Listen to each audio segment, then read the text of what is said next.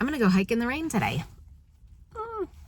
It makes me anxious. I just remember days and days and days of being in the rain and being wet and having everything that I own wet. And the saving grace for today is that it's a day hike, and so I can get wet, and it's 60 degrees, so that's not a big deal.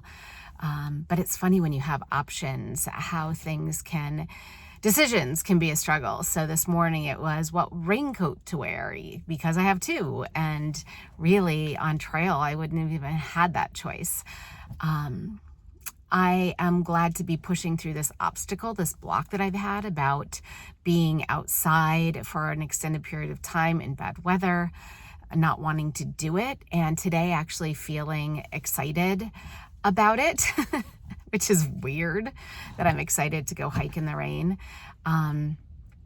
Yeah, it's very cool. Lots of things are going on in my brain, and the things that I want to share in the next few videos are how I'm surviving after the trail. If you watched the last video I did, it's that I'm struggling. I'm struggling physically, I'm struggling with just general life stuff. And one thing I didn't mention is the financial struggle. If you look at my social media, you'd see success, and I'm just not being very successful financially. I'm putting everything out there. I have a lot of irons in the fire. Maybe I'll do a video of my career and how I ended and landed and made it possible to hike the Appalachian Trail, what I thought was going to happen after the trail, and what's reality. I saved money to hike the trail, very little money. I actually stayed within that budget, which is low when you Google and compare. I hiked the trail in just over $3,000, and it was everything that I had, and I came back with just a little bit of a cushion, and that is gone. And I thought that I was going to be doing Thai massage, and my physical, rotator cuff tears mean I can't do that. And there was a business opportunity that doesn't exist, and so I thought I might even relocate, and that's not happening. And I'm just throwing everything out there. I had a career in holistic nutrition, and I'm trying to build that clientele base. I teach yoga, and I'm putting out classes as well as private offerings, and that's not going great. And I travel to these studios because I don't have my own studio, and so I'm really not making any money. And before trail, that was fine because I had planned for that, but now this is not the plan. The plan is future financial stability and career. And yeah, it's been 9 months. It's been at least 9 months, and I'm not where I thought I was going to be, and I'm still in this limbo.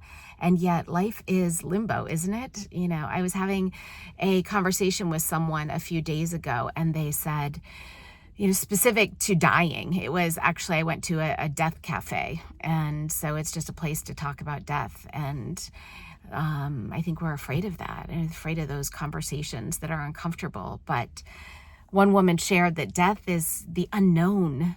And yeah, it is, but so is everything else. There are really no knowns. I could not make it home today after the trail. I could, there's so many things that could happen on the trail. There's so many things that could happen just in daily life.